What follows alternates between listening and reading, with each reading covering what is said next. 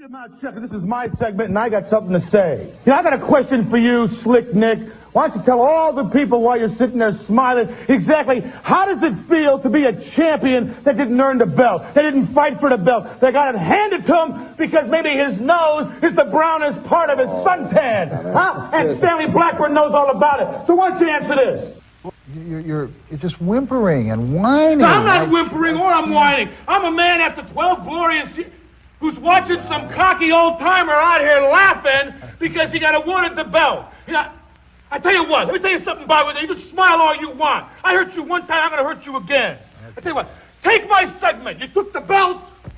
Oh, Mr. Zbyszko seems to be a little upset. she's really upset today, isn't I she? believe so. Yes. Now, let's talk I'm about amazed she didn't come out here with her chopsticks. Now, Zbyszko, you can whimper and whine all you want, and this may be your segment, and that's just fine, and I'm going to sit here with a smirk because I earned it.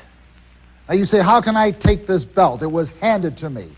Well, when you take and you sign a contract with you're a professional, if you have any integrity in your sport whatsoever, and you say, I'm going to go out on the field and I'm going to do battle, whether it's in the ring or at the ballpark or you make no difference on the tennis match, if you don't show, if you're a no-show, what's even worse is what Stan Hansen did. He could have copped out with any excuse. His taxi got into an accident. His airplane had trouble. He could have come up with a dozen of them.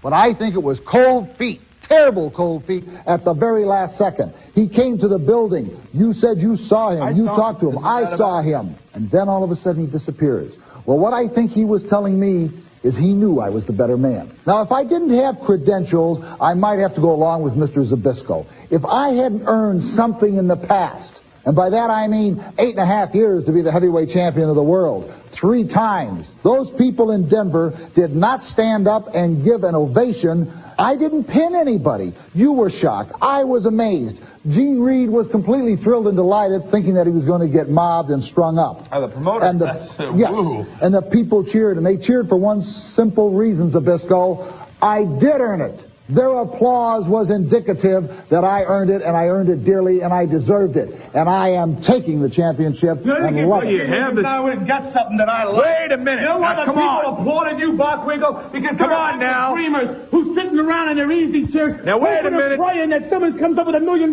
check and hands it to them. Because everybody wants a freebie. Well, you got it, and you're nothing but a luckout. You're a coward, and you're nothing but a stooge for Stanley Blackburn and the championship committee. You know what these are, huh? Your chopsticks. Maybe you trade these for these. I want your manhood and your soul. That's your sign on the dotted line. Because I'm going to sign your head one of these days, Bockwinkel.